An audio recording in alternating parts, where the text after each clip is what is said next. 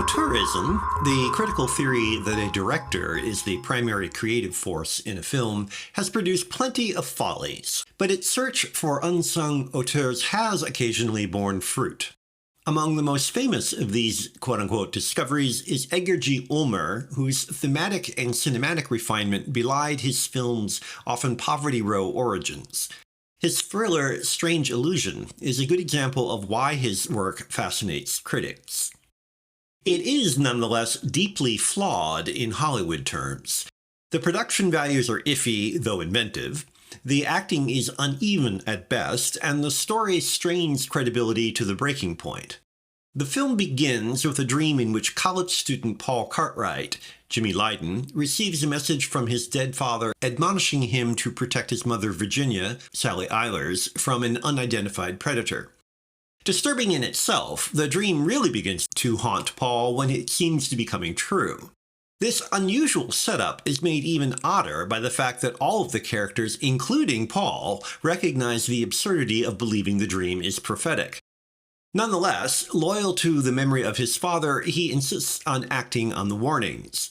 By combining a preposterous premise with an acknowledgement of just how ludicrous it is while still treating it straight, Ulmer inspires a complex, involuted response. We accept that the dream is true in order for there to be a story, but we and the characters can never completely forget how ridiculous the situation is.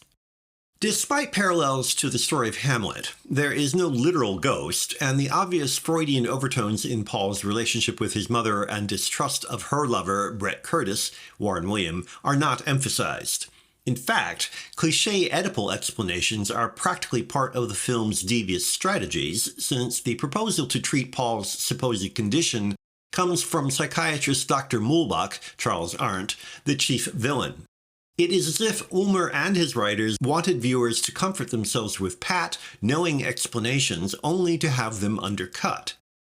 Even at the level of decor, Illusion is far more sophisticated than many studio features. Trained as an architect, Ulmer knew how to make the Cartwright home a thoroughly convincing image of secure, wasp, ruling self-satisfaction. Paul's father was lieutenant governor. Dr. Muhlbach's sanatorium, on the other hand, stylishly combines domesticated modernism and Art Deco details with the otherwise functionalist, quasi-clinical setting. It's all too complex to be patronized as low-budget camp, and the ambiguities and ambivalence are preserved right up to an ending that fails to satisfy. Paul thwarts his mother and sister's exploitation, but there is a lingering sense that things have not completely returned to earth. Knocked nearly unconscious in a struggle with Curtis, Paul drifts into a variation on the opening dream, giving the strong impression that everything in between has been a tortured nightmare.